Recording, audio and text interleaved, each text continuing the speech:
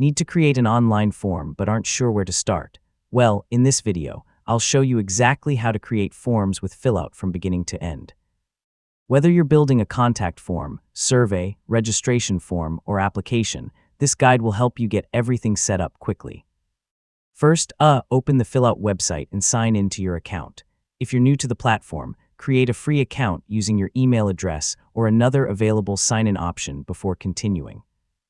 Once you're on the dashboard, click Create Form. You can either start with a blank form or browse the template library to save time.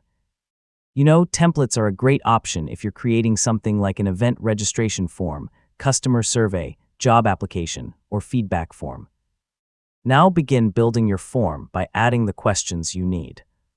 Fillout supports many field types, including short text, long text, multiple choice, checkboxes, drop-down menus, email fields, phone numbers, file uploads, dates, ratings, and more. Simply choose the field type that best matches the information you want to collect. Next, customize your form by changing the title, adding a description, organizing sections, and adjusting the overall appearance. You can also mark important questions as required so respondents cannot skip them. Before publishing your form, use the preview feature to test everything.